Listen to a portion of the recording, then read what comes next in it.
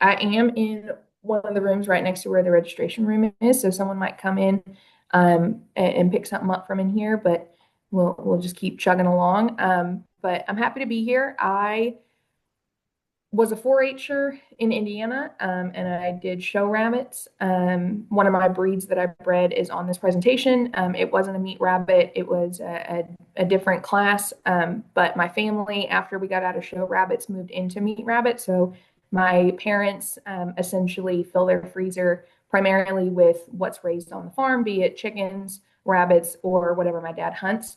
And so he does pretty extensive meat rabbit production for a backyard producer. And so I have some experience with meat rabbit care, working with him, working on my family farm type situation. But today we're going to be talking about essentially what you need to know, the basics of what you need to know about rabbit care, because they are a little fickle on certain things. And then we'll go into just looking at, see if I can get my thing to move. 1 second. Oh, there it goes. Might just be behind a bit. So this is today's agenda. We're going to look at breed selection. So when you go looking for rabbits, what kind of breeds are you going to want to gravitate towards for your meat production, and what the different types of categories of rabbits there are. So you know, kind of going into it, what you're looking for. We'll then head into housing and supplies. So what kind of housing they're looking for, what kind of feeders and waterers you should get. And then we'll go into nutrition and then head into biosecurity and health management. So how to tell if your rabbits are healthy, and what to do if you're seeing symptoms of different things and how to prevent those issues. And then finally, we'll hit on breeding, which is what most people, that could be a class in and of itself, doing the reproduction on meat rabbits, because that's how people mostly handle their production, is doing their own breeding, cycling through everything. And then we'll touch on what I call rabbit math, which is how quickly a rabbit production can get out of hand, if you're not aware of how quickly they reproduce, and then when you should be harvesting them. So the first thing I want to have you ask yourself, this is like an honest moment with yourself, of ask yourself why you're raising rabbits. Are you raising them primarily for meat, for consumption? Are you raising them because you have kids and you want them to be able to handle them, or possibly do 4-H related things with show rabbits? Are you looking at fur or wool, if you're like a crafter and you want to do crocheting and knitting and produce your own wool, but you don't have the land for something like a sheep, or an alpaca or something like that? There are breeds that are specific for wool production. And then if you are like a tanner or know someone and do crafts with rabbit fur, there's different breeds that produce the pelts. And then fertilizer if you're doing your own gardening. What I have on here is, starting in the meat category, that is a Californian, one of the primary breeds that we use for meat. The show is a lop. I believe that's an English lop. That's on there. Great temperament for pets because they're very chill, very sweet. So lops are very popular in that category. And then our fur and our wool, we have a Rex here and an Angora rabbit in our fur and wool category. And then fertilizer, I put a picture of 3 different types of rabbits because you can use rabbit fertilizer from any breed. So you can actually do all 4 of these things, because any rabbit you can eat. So if you really want wool, you can eat your Angoras. They don't produce as much meat and have as much of a carcass as something like a Californian. And you can show them, and you can get their fertilizer. And so you really can do all 4 of these things. But if you don't want to handle wool, then you can still also show your Californian or your New Zealand meat rabbits, and then also use their pellets as fertilizer. So you really don't have to pick one specific thing. You can do a couple different things, but you really want to ask yourself, what's the main reason I'm doing this? Because that's going to tell you what breed you're going to pick. So if you're like, I might show, or my kids might keep one as a pet, and I might use the fertilizer, but I primarily want meat, you need to ask yourself that question. Be honest with yourself. What's the possibility of you wanting to keep it as a pet and not want to harvest it? And that'll tell you what kind of breed we're going to look at. So our breed breakdowns: in the United States, we have 52 recognized breeds, with the American Rabbit Breeders Association, which is kind of the big association that handles all of the show breeds and that kind of stuff. There's 52 recognized breeds. That doesn't include hybridization and crosses that people do in the industry. They're split into two different groups. So you have your what's called your 4 class, and this is fancy breeds. These are generally smaller. They're under 9 pounds for the most part. That should say the other way, under 9 pounds.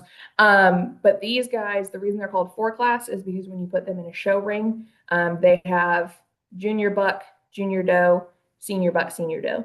A buck is a male and a doe is a female. And so that's how when you show them, you have 4 classes that they can show in. So those are your small breeds, so things like your lion head, your mini Rex, which is a fur pelt producer, and then the dwarf Oto is what I used to breed. And so those are examples, but there's plenty more in that category, but those are your examples of your 4 class. Your 6 class, this is how, if you're doing meat rabbits, you're going to kind of stick in this category for the most part, which is your commercial breeds. And these, the reason they're called 6 class is because in between your junior and your senior, you have an intermediate. So junior, intermediate, and senior buck, and then junior, intermediate, and senior doe when you're showing them. So these are generally larger, over 9 pounds. So Flemish Giant is a really famous one because these are big guys. They can get up to 20 pounds. Giant Angora, which is our largest Angora breed for wool production. And New Zealand is by far and large the most popular meat breed that we have.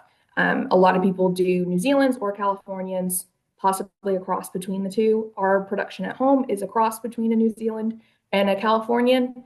I would recommend for most people starting out to pick a breed and stay true to that breed.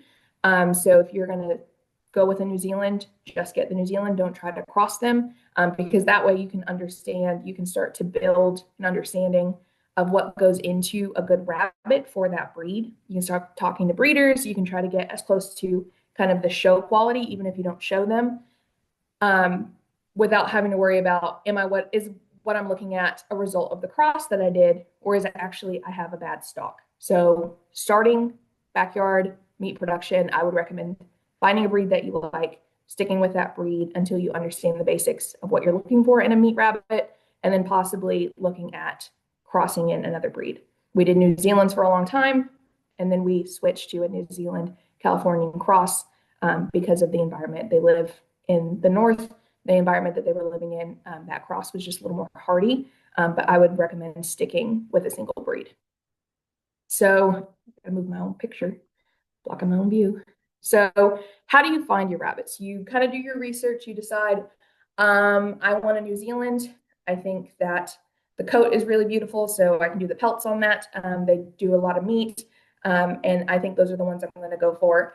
But how do I find a breeder who is going to give me quality New Zealands to start my production? And the place I would start is arba.net, which is the American Rabbit Breeders Association main website. They have on there a breeders list that's divided by the breed and then the state. So you can find breeders for your specific breed, so your New Zealands or your Californians that are in Georgia or surrounding states, to be able to locate your starting buck and doe from them. And then from there, on that website, they also have things like specific breed associations. So New Zealand breeds have an association, Californians have an association. And so even if the breeders are not listed because you have to pay to advertise on the ARBA website, if they're not listed to advertise for sale on the ARBA website, you might be able to get in contact with them through their association webpage. And ARBA is kind of like the hub for everything rabbit related in the United States. So I would start there. And then once you have yours, you can start, most people will start a breeding program where they, we'll talk about it later when we talk about reproduction. You'll start your breeding program, and then you'll start learning how to more or less judge your young bucks and does to start picking out ones that you want to use as replacement stock. So that way, whenever usually heavily breed a doe about 2 to 3 years. And then at that point, you want to find her a replacement to rotate her out.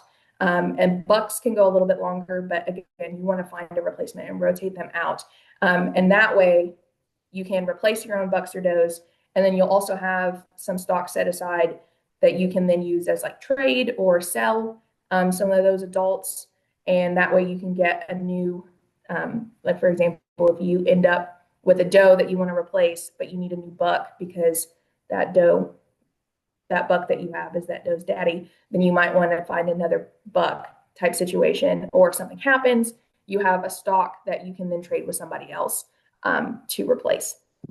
So that's how most people do it. So look into those associations, look into those breed specific associations, find some people nearby. Most of them will be more than happy to talk to you about these types of things, especially if you have kids who are interested in showing rabbits. Most rabbit breeders who go into the show world are super, super friendly and want to get kids started. And they'll talk to you about what they do when they're set up, especially here in Georgia, because we have the heat and humidity issues, what they do in their ear setup, and they can be a great resource, even if you're not buying from them, to just find information because they're the people who've been doing it forever. So this is kind of like our list of 3 things that we want to do. So the first thing we want to do is you decide on your breed. You need to do some research, pick out the breed that you think is going to be the best fit for your family, for your farm, for what you're trying to do. And then you're going to do your research. What does that breed need? If it's something like a heavily furred breed where it's really thickly dense fur or really long fur, is that going to be suitable for Georgia weather? Do I have to start worrying about putting it in a more controlled environment, like in an air conditioned shed or in the house or in a garage or something like that? If that's the breed you picked on, do your research, find out what the health issues for that breed is, how long it takes to grow out, what size is normal for them. So you can then look at spacing and feed requirements, that kind of stuff. Do your research so you know what you're getting into. And then at that point, before you buy your breed, before you buy your animals, you want to then first gather your equipment and your supplies. You don't want to buy your rabbits and then have them sitting in a box while you're building their hutch or while you're trying to find some place to buy the feed if you need a specific type of feed for them. You want to do that research beforehand, gather all your supplies first, and then buy your rabbits at that point. So we're moving on to housing and supplies. I'm going to pause for 2 seconds if anyone has any burning questions about breed selection and kind of getting started that I can answer. I'm not looking at the chat, but if anyone has any burning questions, Brooklyn can let me know. If not, we'll move into housing and supplies. Looks like you're good to keep rolling. Perfect. All right, so looking at housing and supplies, when you're looking at housing specifically, there are a couple things you need to consider before you decide, because there's a couple different ways that you can do housing in rabbits. And so you have a couple things you need to consider before you start building and before you start getting your rabbits. So the first one, you need to decide if you're going to do an indoor or an outdoor enclosure. Indoor counts as like pretty much a barn or a shed or your garage or your house. It's just something that's not as exposed to the elements as like an outdoor, where an outdoor is what most people think of, the traditional hutch style up on stilts out in your backyard. So if you, okay, so if you've ever seen this style of cage, this is perfectly acceptable to use for meat rabbits. However, this style of cage is specific for indoor use. So it is not designed to be out in the elements outside by itself. You would want to put it inside a shed or a garage or your house or your barn. If you're in an area like a barn where the flooring is kind of more natural, like a dirt floor or something like that, you don't necessarily need a tray, which is that piece of metal that slides underneath so that you can slide it out and clean. But if you are inside where that floor needs to be kept relatively clean, you would want to consider a tray, but you would not put this by itself without any kind of covering around it outside in that kind of situation. If you are like, I don't have a shed, I don't have a garage, I don't want them in my house, then you're looking at a traditional outdoor enclosure, which is like a hutch. And so this is more or less a reinforced version of the cage. So a lot of times it's a combination of wood and wire with a wire bottom. You don't do a floor, a wire, or so that way the poop can fall through. So you do a wire bottom, and then you might have an area in the back where it's fully enclosed that you can put your nest box in if that's your doe enclosure. We do a combination. We have our doe in an area that was previously a bird hutch, essentially. So it had an area in the back for a brooder area, and then it had an open area with a wire bottom so that they could come out once they got older before we moved them into their permanent enclosure. And we moved our rabbits in there. So our doe has a full wired on all sides, metal roof, wire bottom area that she can come out to where her food and water is. And then she has an area in the back that's enclosed fully that we put her nest box in whenever it's time for her to breed. And our males, our bucks, are kept in more of this style of house where it's wire on all sides and metal roof, metal siding on the back to keep the wind off of them. And they're kind of just kept in that enclosure away from the does. When you're looking at spacing, when you're like, if you're going to build your own enclosure, which is perfectly acceptable, you don't need to spend a ton of money buying one from like Amazon or Tractor Supply or something. You can build them. You can convert different things into them. You mainly want to hit, if you're looking at an individual rabbit where it's, that's going to be where your buck stays for the primary part of his life, you're looking at least 4 feet on the small breeds. So about less than 12 pounds of an adult size, you're going to go 4 feet, 4 square feet with a 14-inch height, internal height on that, so he can stand up. And then over 11.9 pounds, you're looking at 5 square feet, but you're going to keep that 14-inch. That 14-inch height requirement is across all of our enclosures. If you're doing a nursing doe, her enclosure is going to be bigger just because we're also taking into account the fact that her litter is going to be in there. And so we want to add a little extra space for that. So a large nursing doe, something like a Flemish giant nursing doe, you're going to be looking at 7.5 square feet. The main takeaway from this is that a 30 by 30 cage, which is what most of these metal style cages are sold as, is a good starting point. That's a good starting point if you're just now getting rabbits and you have your buck and you have your doe and you haven't bred them yet and you need more time to build her a bigger enclosure. That 30 by 30 cage is going to give your buck his space, and then you're going to get a separate cage for her, and she's going to have her own space until you can build something that's a little bit bigger for her to do her breeding in. But 30 by 30 cage, which is the most common style, purchased, good starting point. Ventilation is probably one of the most important things to consider when you're doing housing for rabbits. Rabbits are extremely sensitive to temperatures. They need good airflow. They don't handle high humidity well. They don't handle high temperatures well. They get super stressed out, and a stressed rabbit is a dead rabbit. So we need to keep them as comfortable as possible. Rabbit comfort zone is between 60 and 65 degrees Fahrenheit. They can handle colder temperatures a little bit better than they can handle really hot temperatures. And so you need to make sure that whatever enclosure style you do, be it in a shed or outside, you need to make sure you have proper ventilation. And that means a couple different things. It means not, if you're doing it in a shed, it means not cramming a bunch of rabbits in there because you have each individual cage and you're like, well, everybody's got their own cage, I'm fine. But if you put too many rabbits in there, it's going to fill that space up. You're not going to get airflow in that shed. If you're outside, you want to look at a couple different things. So this is an example of doing it in a shed at a suspension style, which is pretty common. You notice that there's a ton of extra space in there so air can move around. It's under the cover of the shed, so it's not like on an overhang or something outside. It's within the shed, so it's under cover. It's protected from the elements, but it also protects it from sun, because if the sun gets too hot, it's not good. Suspended cages allow for air to move around. It also allows for easy cleanup. Extra space, and then this shed has open sides, so it has the doors open. It looks like it has like screens around the side of it so air can circle through. That's a really good situation for an indoor style of housing. If you're doing outdoor style, you want to look at the area you're going to put it in. So you're looking for a shaded location, especially during the hottest part of the day. Make sure that there is a shade coming over there to help block most of the sun. You want a light color painted. Don't paint your rabbit hutch black. It's just going to absorb all that excess heat. So a light color like a white or a natural wood color is great.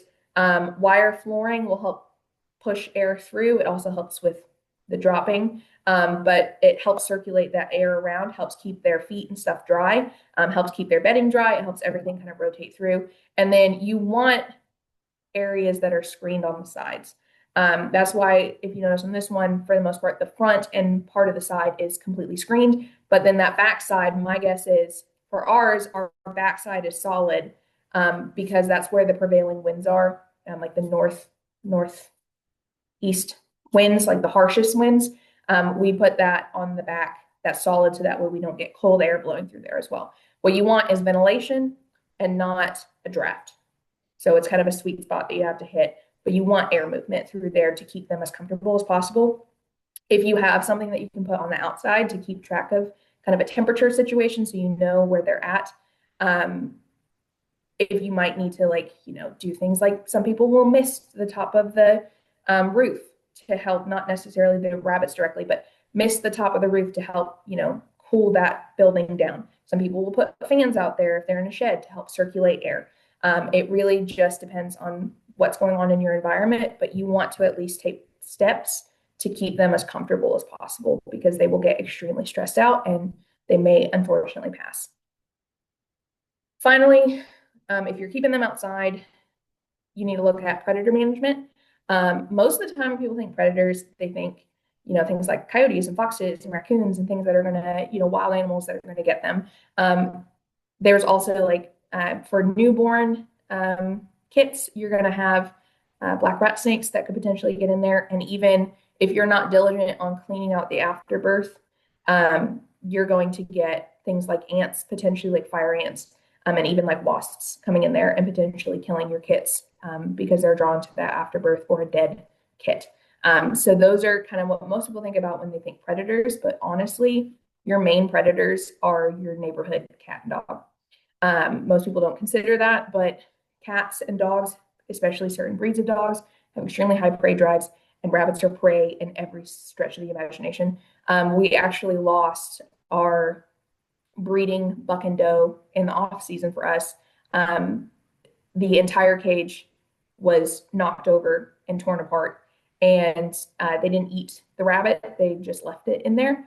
And it wasn't until we looked at the trail cams, because we were thinking raccoon, we were thinking maybe really, really, really determined coyote got into it.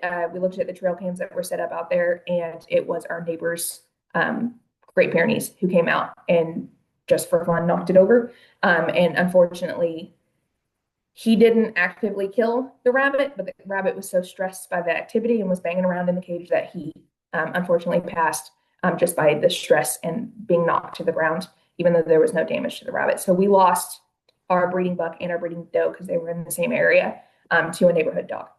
So we had to completely start over and find new breeding buck and breeding doe to start our production over again. So you just need to be aware that it's not going to be necessarily the big, wild, scary ones. It might just be a very curious dog or a feral cat who comes by and takes a kit or something.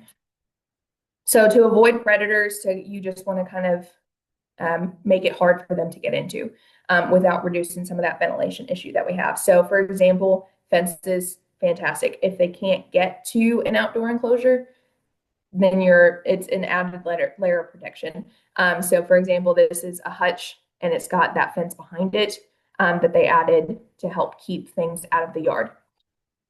This is a good example of when you're building the hutch, you want solid walls. You want, not solid as in no airflow, but you want good construction. You want wood that's not rotted, wood that's not flimsy. You want solid wood where it is, and you want to make sure that those wire meshes are really tacked down well, so something can't pry them up. You want good locks. For example, this is a good style of lock. You want a good lock on there, something that's really hard, because raccoons, very, very smart. They have little hands, and they will figure out how to unlock a door. And if they figure out how to unlock a door, you're never going to keep them out. So you want to make sure that the style of lock that you're getting is something that's going to require a lot of thinking behind it, or potentially something like a carabiner that's kind of hard to get it through, because a lot of times that is the easiest way for them to get into it, especially for raccoons, is to figure out how to open the hutch. If you have one of those where it's just a hook going through an eye hole, all they have to do is push that up and then it swings open. So looking into your locking mechanisms, looking into your construction. And then if you are in a situation where it's like, I'm never going to keep them out, maybe an outdoor enclosure is not the best solution. Maybe you need to look at doing a shed situation where you can like properly lock the door, like shut it completely in the evenings when you don't have to worry about the heat of the day to keep them out. Maybe that is the best source. And if you look at this picture, it's a double door, and that inside door has a heavy duty latch on it, and then there is a oh, a padlock for the outside door. So that is like a serious, my guess is these people have either had problems with predators or are really, really concerned of them being taken. It looks like these guys are kind of like free range rabbits left inside. And so these are probably pets. And so they don't want them to get taken. So they go heavy duty on the security. But that might be something you got to look into if you are in an area that has a lot of predator activity, or you have dogs that roam the neighborhood who've been known to cause problems. You might not need to look into that. So moving into the other supplies that you're going to need, a feeder and a water. Rabbits go through so much water because that is their main way of handling the hot environment. They go through a ton of water, so you need something that's going to provide them plenty of water throughout the day. And the feed, especially for a doe who's lactating, you're going to go through a lot of feed too. So there's a whole bunch of different styles of feeders and waters. These are feeders. You've got your very traditional J-type feeder right here. These are more a similar style of J feeder. These are like gravity-fed feeders. And then your waters, you have kind of what most people imagine, which is the bottled water here. And then these are automatic waters. You attach these things to some clear piping that goes to something like a bucket that has water in it, and you can gravity feed them. And then as the water level drops, it'll start refilling it automatically. We've done a combination of both. We go with the water bottles just because in Indiana weather, it's easier to keep this from freezing than it is this from freezing. So we go with the waters, but we've done both. And then you can do just a bowl, just as long as it's something that's not going to be breakable, something that they can't chew on, because they will chew on things. And so you want something solid that's not going to create shards of things. And really, when it comes to feeders and waters, there's only two things you really need to remember. Number one, is it going to provide enough food and water for them throughout most of the day? You might need to come back. We'll talk about it when we get to nutrition. You might need to come back and refill the water, once in the morning, once in the evening. But is it something that's going to be big enough? It might be cute, but if it's only this big and you've got a doe who's trying to lactate, you're going to be filling that up 6, 7, 8 times a day. And then that comes to the other point, which is it convenient for you? Are you wanting to be out there every day, multiple times a day to fill up a cute little container that you found that looks like a carrot or a bunny or something?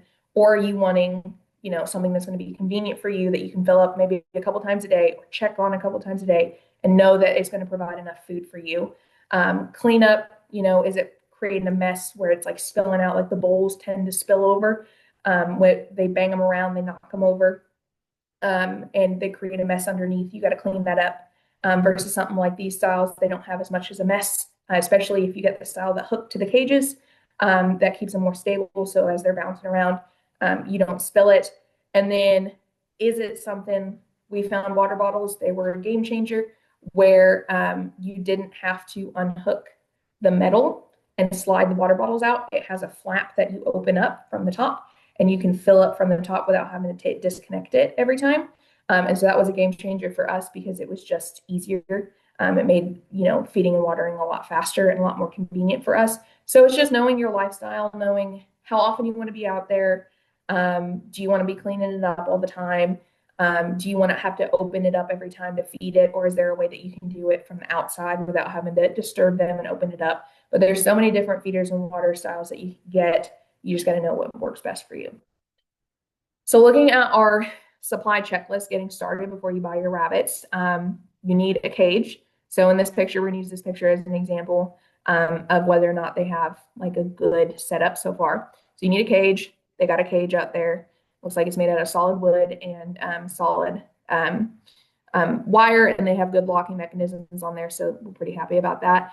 It's away from, if this is an overhang, it's away from direct sunlight. It's got a nice roof on it, good ventilation going through there, good spacing for the rabbits.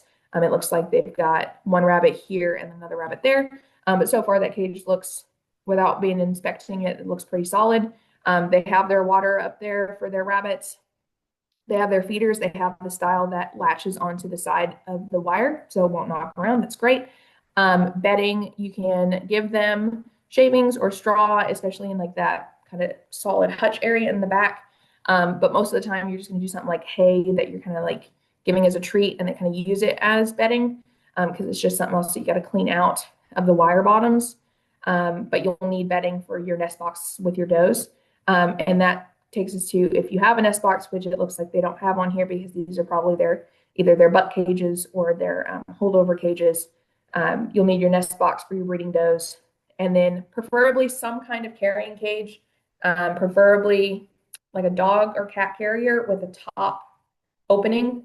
They make those that are like a dual, where they have the front door here and then a top open, so that way you can come in from the top and pick them up. So something that you're able, so that way you can take them to the vet if they're sick, if you're taking them to shows, if you're hauling them to a processor because you don't process yourself, something that's going to hold them for emergency or travel whenever you need to take them places. So looking at nutrition, unless anyone has any burning questions, we'll move into nutrition. Looking at my time here, just double checking. We did have a question about raising rabbits in colonies. So most of those examples have had rabbits in single enclosures or maybe sharing a wall. Yes. What do you think about keeping them in colonies? So rabbits, especially our meat rabbits, our does are extremely territorial. You do not want to have, they don't like having other does nearby. They will fight each other and they will kill each other if it comes to that. That's also why you don't keep your bucks and your does close to each other. You want to keep them separate. We'll go over it when we go into reproduction, but like you never take your buck to your doe. You always take your doe to your buck because she considers that area her territory, and she will fight that buck even if he's there to breed. She doesn't care. So most reproductive meat production, they're going to be individual cages. You're not going to do something like a colony living. Not that people don't do that, but that's just not usually what's done because number one, they're territorial. Number two, you got to be real good at sexing your bucks and your does, because if you accidentally get someone who flies under the radar, which happens, you're going to end up with a bunch of breeding that you didn't know happened, and it's going to get out of hand very quickly. So it's usually not recommended to keep them in a colony living. It's usually we keep them separate. Awesome. Thank you. Any other? Okay. Moving into nutrition. So the nutrition requirements, if you buy feed from the store, you're going to see this feed label on there. It's like usually stapled onto it. It's like a white piece of paper. And it's going to look like this. It's going to have a guaranteed analysis of what's going to be the minimum or maximum of a certain component in that feed. And it's like that with rabbits, it's like that with chickens, it's like that with pretty much any kind of animal that you buy feed from the store for. Looking at that label, there's a couple things you want to recognize because that's going to tell you, based on your breed or what your production goals are, what kind of bag of feed you're going to need. So let's see. There it goes. Okay, so the first one is protein. So on this, it's going to be your crude protein. And it's going to tell you what percentage of that bag of feed is guaranteed analysis of protein. So for example, this one is 17% of that feed is protein. Carbohydrates, that's your fiber. So on this, for a lot of rabbit feeds, it's a min-max situation. So this, they kind of like say it's going to be, in between different numbers to be able to say, yes, we have this much of it. Fat is usually pretty low in rabbits. They're a pretty high fiber, low fat diet. Vitamins, and then your minerals, calcium, salt, sodium, those types of things. But that tells you what you're going to be looking at. For rabbits, most of the time you're just going to be looking at the protein to make sure the protein is within range. And then fiber possibly if you're working with a wool producing breed. And then water, and that's your other nutrient requirement. It's not on the feed label because you got to provide that yourself. But that raises the question of what is the most important nutrient for rabbits? And if we were in live, I would have you guys answer that. But what you think the most important nutrient is for rabbits, the most important nutrient is water. They have to have free access to water 24/7, and they drink a lot. So water helps maintain their body temperature. It helps maintain their nutrition or their condition. If you can feel the ribs and the spine on a rabbit, it's not in good condition. And you need to be checking that water at least twice a day. So once in the morning when you get up, once in the evening. They are most active in the evening through the early morning, so at nighttime hours. So that's when they're going to be drinking most of their water. So you want to make sure in the evening before you go to bed that it hasn't evaporated, especially in the heat. And then they're going to be drinking mostly through the evening. And then in the morning, you're going to want to top that up. In really, really hot conditions, especially in the summer, you might add like, you know, a third day if, you know, your kids are home from summer break or something, you're able to have them go out in the afternoon and double check that they have plenty of water and that water hasn't evaporated out, even if they're not drinking. Because rabbits will drink quite a bit, especially a lactating female, she'll drink a ton. So you've got your water set up. It's your most important thing, but now you do have to pick a feed. So to pick a feed, I would not recommend, especially starting out, something like building your own feed and, you know, doing like some people like to give them a certain percentage of hay and a certain percentage of oats and a certain percentage. I wouldn't worry about that. I would look at making sure that you get a commercial feed that's well balanced because that's going to provide you everything you need nutritionally for those rabbits so you don't have to supplement. And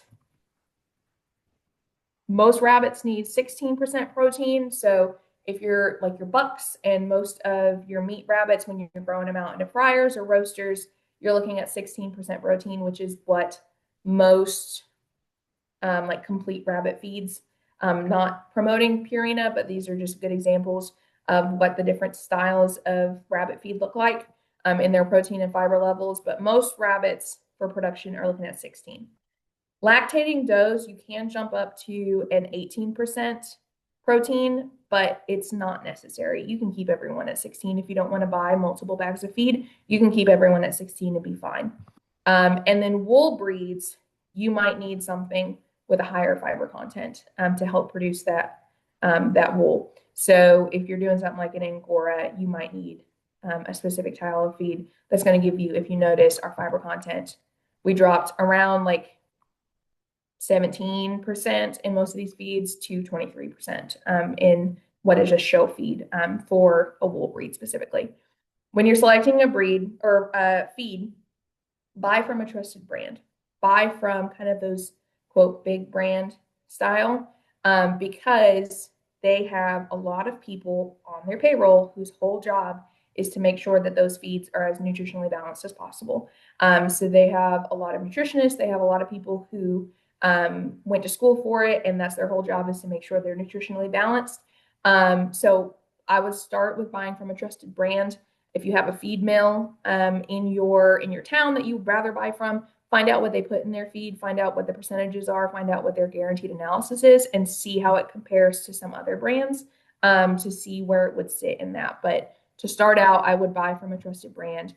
You're going to want to check the date and the date code and the freshness because it does go bad. And so you want to see on there, it should tell you when it was bagged and it will be able to tell you, you don't want to go out like a year and a half. You want to keep it within like the 3 to 6 month mark.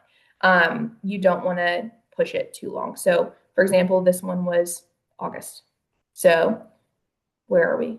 What month is it? It's November, right? So it would still be good. But if it was August 2023, that's not good anymore. Feed does go bad. So you want to store it in an airtight container, but check the date code, and what the freshness is for that feed. Know how much your rabbit will eat so you can judge how big of a bag to get because you can go to a pet store and get like the tiny bag for rabbits for like a pet rabbit. And then you can go to like someplace like Tractor Supply and get like a 50-pound bag. So you need to have a rough idea of how much your rabbit's going to eat on a day, and then that will tell you whether or not you're going to be able to finish that bag before it goes bad, or are you going to finish it too quickly and you're running to the store all the time? And we'll talk about that math in just a second. And then this is a really important one for people for rabbits. You want to follow the 90-10 rule for feed versus treats. Feed in this case is the pellets. Don't feed your rabbit primarily hay and carrots. That is not a balanced diet for that rabbit. So what you want to do is feed them 90% of their diet be pellets. You can give them things like Timothy hay or alfalfa hay as like a treat, and any kind of any type of kitchen scraps are going to be considered in that treat category as well. So you don't want their diet to be primarily hay and kitchen scraps. You want that 90% of their diet to be the pellets, because that pellet is designed to be nutritionally balanced. It's just like your kid. You don't give them candy 24/7 and then expect them to eat their well-balanced dinner that you spend all day making, because they're not going to eat it. They're going to get filled up on the treats. They're not going to eat their pellets, and then they're going to get issues because they're not nutritionally balanced. So focus on the pellets, and they like the pellets. They're pretty happy with the pellets for the most part. I've not had a rabbit turn them down. They're not super picky about that kind of thing. So feed them the pellets, and then you can, to make them like you, especially if you're keeping like a buck or a doe around for a couple years, or if you have a pet that you've decided, I'm not going to eat this guy, I'm going to keep it as a pet for my kids. You're going to want to maybe every now and then give them a treat so that they can connect with you, and like you in that way. But 90% pellets. So how much feed and water do you need for an average rabbit? We're going to be looking at a fryer, which is 10 weeks of growth on a New Zealand specifically. But all these recommendations are going to depend on the breed, depend on the sex, especially depends on what stage they're in. Are they actively growing? Are they maintaining? Are they adults? Is it a doe that's lactating, because her requirements would be much higher? The climate, is it summertime? Is it super hot? What is my diet, and what is the protein that I'm giving them? And then what is my goal finishing weight for these guys? Am I aiming for a 4-pound carcass, 5-pound carcass? What am I looking at there? So looking at a New Zealand, which is our main meat rabbit, we're looking at about 10-week grow out, possibly for a 4 to 5-pound carcass. So within those 10 weeks, you're feeding them, in this hypothetical situation, you're feeding them 16% protein, with 10% max of the diet coming from forage, which is hay, and then treats. You're looking at, for the feed, for the pellets, you're looking at about 4 to 6 ounces of feed per rabbit per day. So what that is kind of an ounce per pound for them, or an ounce and a half per pound for them. And then you're looking at about 18 pounds of feed per rabbit in 10 weeks. And then also remember, they're going to be drinking about 1.5 to 2 times more water as their feed, because they drink a lot of water. So you're looking at 2 to 3 gallons of water per rabbit in 10 weeks. And does that are lactating are going to increase those numbers quite a bit. So just that gives you an idea of what you're working with, whether or not you need a big 50-pound bag based on how many rabbits you're producing, or how much water you're expected to go through. So that kind of gives you the basics of nutrition. If anyone has any burning questions, if not, we'll move into health and biosecurity, which is kind of my soapbox, and then we'll go into reproduction. We're good. Okay. All right. So biosecurity, there's a couple things you can do to make sure your rabbits stay healthy. There are some serious diseases that they can catch that you want to take care of. Keep your distance, keep it clean. Don't bring diseases home. Don't borrow disease, and know your signs of your illness. So keep your distance. It's things like restricting access to your property and your rabbits. Don't let every friend that you have over for a cookout come in your rabbit hutch, pet your rabbits, touch them all over. You don't know where they've been touching. You don't know if they have their own rabbits, what their rabbits are catching that they might have on their hands, that they're petting. Don't encourage wild rabbits. If you have spilled food, clean it up as best you can so you don't encourage wild rabbits to come in your yard, because there are certain diseases that can spread between wild rabbits and domesticated rabbits, and we want to avoid that as much as possible. Keep it clean, pretty self-explanatory. It's things like cleaning your cages, disinfecting your tools, properly disposing of dead rabbits. Don't just chuck them out in the woods. The big things that if you did anything on this list that I give you, you do these two things, I'm going to call it a win in terms of biosecurity. Have specific shoes that you go to your rabbit hutches with, especially if it's an area where you let the rabbits out on the ground for any length of time. Have specific shoes that you go into that area with so you don't track things in to that area that you could potentially pick up or give your rabbits. Just like you don't, go walking through the mud and then walk through your house with muddy shoes on. Take your shoes off. Very simple. And then wash your hands. Just like with anything, wash your hands before you handle your rabbits and then wash your hands afterwards. The before is for your rabbit's health, the afterwards is for your health. Don't bring diseases home. Disinfect new equipment before you bring it home.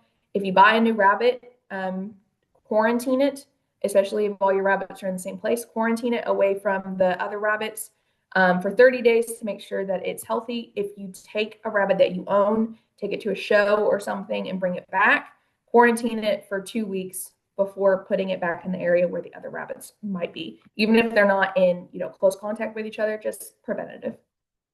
Don't borrow diseases, don't share equipment or supplies, but if you do, disinfect it before you get home and use it, and then be a good neighbor and disinfect it before you give it back to that person too.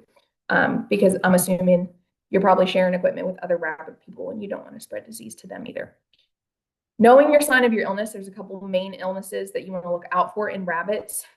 Ear and skin mange, it looks like crusty scab-like debris in or around the ears. This is a parasite. There is treatment available for them, but for the most part, for preventative, you just want to keep your hutch clean and make sure that you don't have dirty bedding, that kind of stuff in there that could potentially be hiding parasites. There is something interesting that rabbits do, which is called overeating disease. It looks like irregular eating habits where they don't eat for like a couple of days and then out of nowhere they eat a crazy amount and then they go back to not eating and then they eat a crazy amount. Near the end of this disease, they might have diarrhea. This is usually in young rabbits. So weaning rabbits, where essentially they're being weaned off what mother's milk, that weaning stress causes them to overconsume and have these weird eating habits. And that causes gut changes. Their bacteria in their gut changes and it essentially kills them. So what you want to do is control the amount of food provided so that they don't have free access to food for these young rabbits so that they don't have the less of an option to overconsume. And then you want to potentially add more grass and alfalfa hay in this this changing period for them to help encourage them to eat that while they're working through their pellets, because that just drastic change for young rabbits is really stressful for them and they will die. Then you have what's known as the sniffles, which is the sneezing, the nasal pus around the face. This is pretty common in rabbits. And mostly it's caused by poor ventilation and too many rabbits in one place. They just can't get airflow. It's the ammonia that's in soiled bedding or in the droppings underneath cages. There's no ventilation to get that, and the ammonia builds up, and they end up with a bacterial infection. There is antibiotics that can help treat it, but it's not necessarily something that can cure it. So mostly we want to prevent it by increasing ventilation and not overstocking our rabbits in one space and helping clean out that manure so that it doesn't have ammonia buildup. And then finally, this is a super common one. This is sore hocks, which is the bottom of the feet. It looks like open sores, pain, infection, possibly. It's mainly from walking on the cages. And it's just the removal of that fur pad on the bottom of their foot as they're walking on wire flooring. You need to check their feet often. Really high stress rabbits who bounce around a lot, or breeds that are too heavy, so they're pushing down on that wire a lot, or with thin fur on those foot pads are more prone to this. So you want to select heavily furred, within reason for Georgia, smaller breeds potentially, and try to breed out any kind of like crazy behavior that's going to cause high stress bouncing around, because they will go all over the place and that can cause damage to the bottom of their feet. So I'm going to spend the rest of the time talking about reproduction because this is kind of the big thing. But again, this can be a talk in and of itself. And I have a couple different resources that I want to send to Brooklyn. because there's a couple people in other extension sites who have done a fantastic job with either a presentation or a book about reproductive practices that goes into much more detail than I could cover. That I'll email to Brooklyn, and Brooklyn can either post it with the video or do whatever she wants to do with it. That I think will be a great resource to go in more depth. But looking at your breeding doe timeline, you're going to breed your bucks and your does at senior weight, which is the adult weight for that breed. So for New Zealand, it's about 10 to 12 pounds. It's going to take your buck an extra month to 2 months to get to that weight. And so you're going to end up having to wait for him a little bit more before he's ready to breed. But your doe, and that's usually going to take, for your big breeds, it's going to be like 7 months. Depends on how you're feeding them, how their conditions are. So let's say that you got your buck and your doe to breeding weight. You're ready to go, ready to start your production, or you bought 2 adults and you're ready to go. So you're going to always take the doe to the buck pen to do their breeding. It's going to take like 2 minutes. So you don't walk away. Stand there, watch them, see how they behave. The male is going to climb on top of the female. A successful mating will be him falling to the side. So falling off of her to the side, and he'll kind of make like a satisfied sound as he falls. If he falls backwards off of her, it most likely was not a successful mating. So it's going to take upwards of 2 minutes. Watch it, fall to the side, call that good, take her out of there and put her up in her pen. Make sure those pens are separate from each other, a good distance, because does are extremely territorial, and you don't want them to get too accustomed to each other's smell either. If there was an unsuccessful mating, we've had it happen. A female just refused. She backed into a corner and she wouldn't let him near her for a long time. Don't stretch it out. Don't leave them in there forever. Leave them in there at max for like 10 minutes. Pick them up. If there's no activity, put her up. Try again the next day. And then if you do have a successful mating, but you have multiple does, let him have a rest for like a day if you can before you bring him another buck or another doe to breed. He can do, one buck can handle about 10 does. Anything more than that, you're going to need another buck. You might get 2 bucks just in general. So that way, if he's unsuccessful, you have a backup. So you don't have to wait, for another period for her, for him to be successful, or if he has problems, you have a backup buck. But most people get away with just 1 buck and 1 doe. But that's kind of how you're going to start it. They're going to do their thing.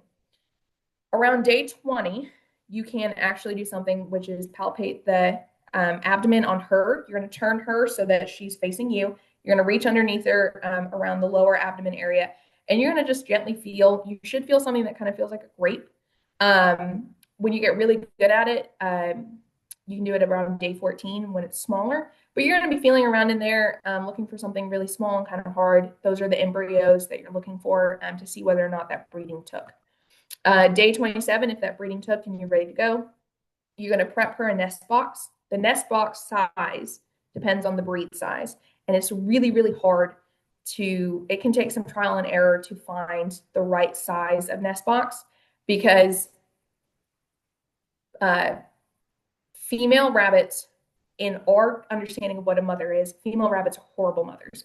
They only spend 2 minutes tops with their offspring every morning. She feeds them and then she's gone for the rest of the day. So but to them, that strategy is what saves them in the wild, that strategy of keeping predators away from the nest. So she will only come feed them in the early morning hours. So that way you can some people actually separate the nest box entirely and bring them back to her in the early morning hours for her to feed them. It's kind of up to you how you want to do it, but she'll only feed them in the early morning, and then they latch on really, really tight.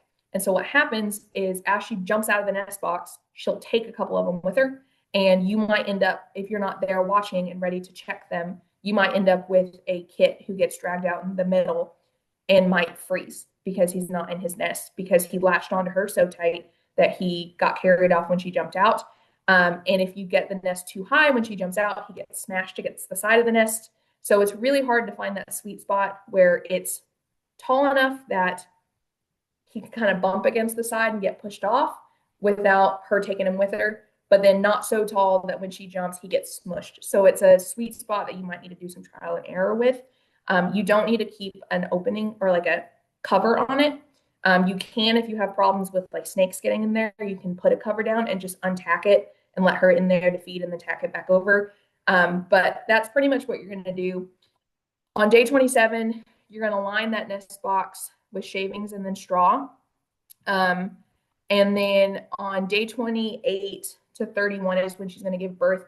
It depends on the rabbit because each rabbit is different. Some rabbits will start, quote, building their nest, which means they're going to start plucking fur off of each other or off of her chest to line the nest with. She could do that days before, or she could do that the same day that she's nesting. And she's going to give birth. Kindling is the term. So don't necessarily take her pulling her fur out as, oh, she's going to kindle today. She might not. It just depends on them. That's another reason why you don't necessarily keep your females together, is because if a female is pregnant and you keep them with multiple females, you might get a pseudo pregnancy, where that other female who's not pregnant essentially acts like she's pregnant, and it can mess up her cycle and make it so that it's harder to breed her. And then they'll also pull fur off of each other to build each other's nest. It's a whole thing. So that's another reason why you want to keep them separate. But their gestation period is about 30 days. So the litter management, this is where you come in.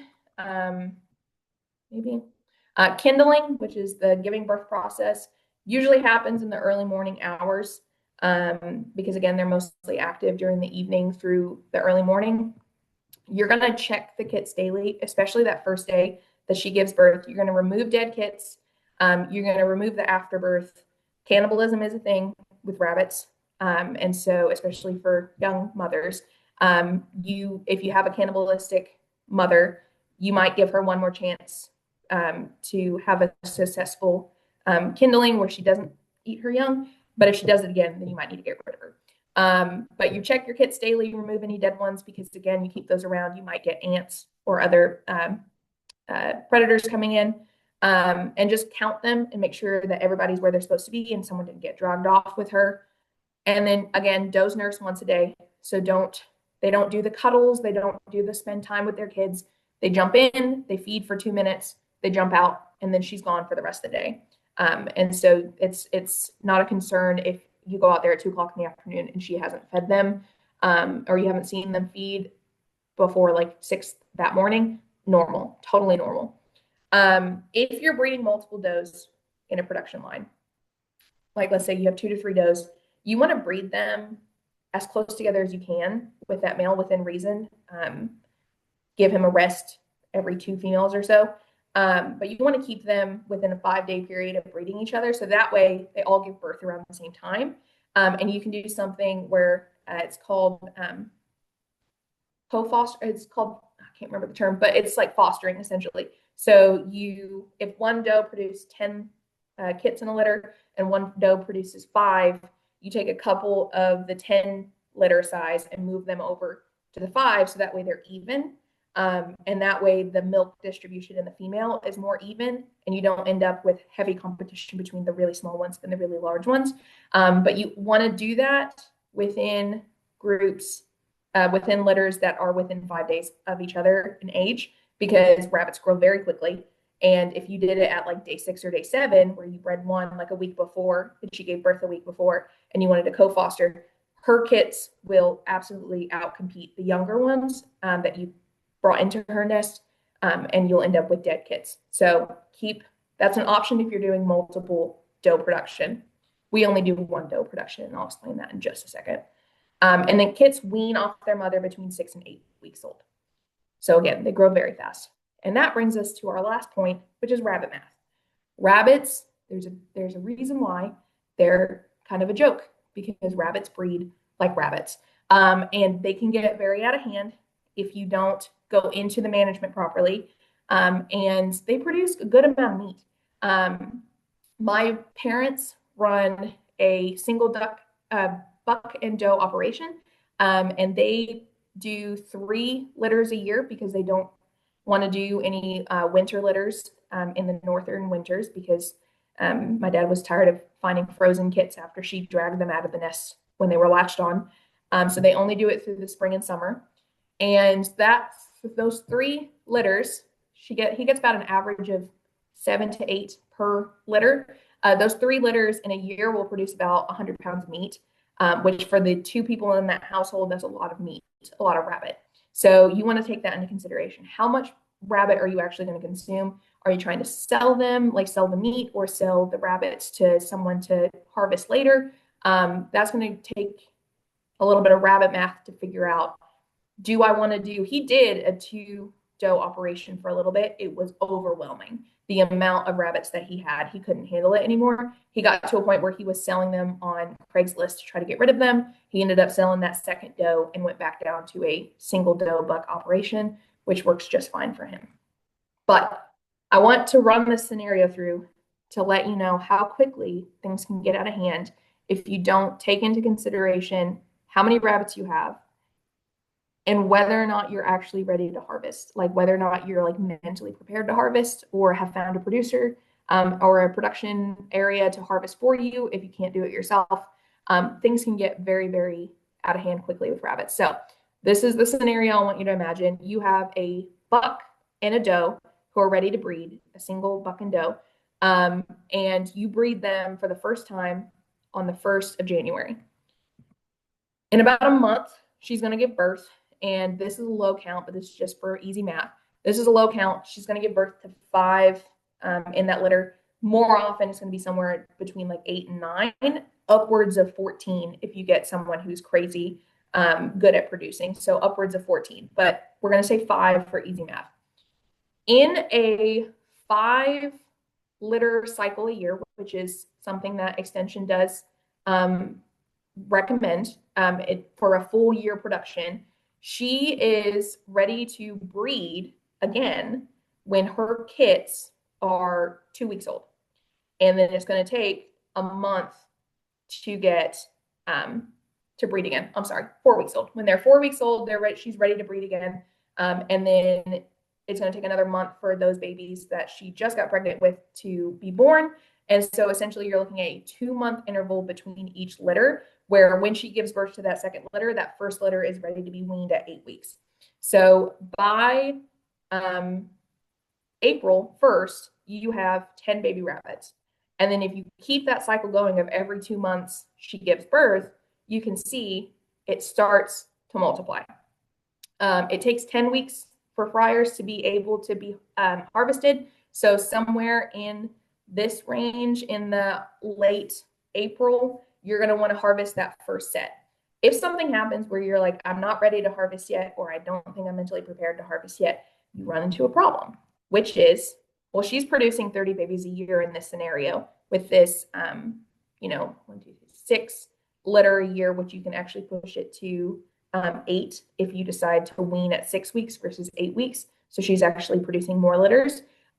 She's producing in the scenario of 30 babies a year. Realistically, it's more like 60 plus because these are low numbers for her. But if you are not on top of your harvesting, you are looking at that first group of babies is ready to breed themselves in August. And then that second group of babies is ready to breed in October. And then you've got you've got 15 total ready to breed by the end of that year, not including her. And if you are not on top of because again, rabbits mature very quickly. If you're not on top of your harvesting, getting them out of there, that 10-week period, or possibly 12-week if you want a roaster, if you're not on top of that and you're like, I'm going to push it back a little bit, I'm trying to decide, maybe I want a replacement buck or doe, so I'm going to wait until they're a little bit older to see how they're going to look. Or I think I'm going to sell them as pets and I want them to be a little older before I sell them and I'm not going to harvest them actually. If that's the case, you need to get in there and start separating your bucks and does. You need to get really, really good at that because they don't care if they're related.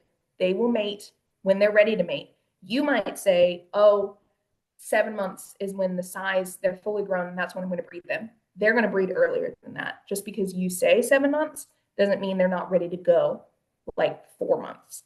So if you're not careful, you're going to end up getting eaten at a house and home because your rabbits are going to breed constantly if you're keeping everybody together without separating your bucks and does when they're at a mature age to breed. And it can spiral very quickly. So it's just something to consider. number one, how many does are you going to have to produce for you? Number two, how many litters a year are you going to try to push her? Number three, coming to terms with the fact that you're going to need to harvest these animals. Because if you can't, or you change your mind halfway through, you're going to end up with a lot of rabbits who are ready to breed. And they're going to overwhelm you very quickly. There's a reason rabbits breed like rabbits. They're really, really good at that. So don't want to scare you, but that's kind of like the main thing I want to tell people is be prepared because they can breed quickly. The only thing that breeds faster than them, in my experience, is pigeons. Pigeons will get out of hand faster than rabbits before you even know it. But that it just gives you an idea of what rabbit math we're looking at. So we've gone over the basics. And again, I'll send Brooklyn those resources that can go a little bit more in depth, especially with some of the breeding stuff. But I am now available for any questions, unless I terrified you guys about rabbits, which was not my goal.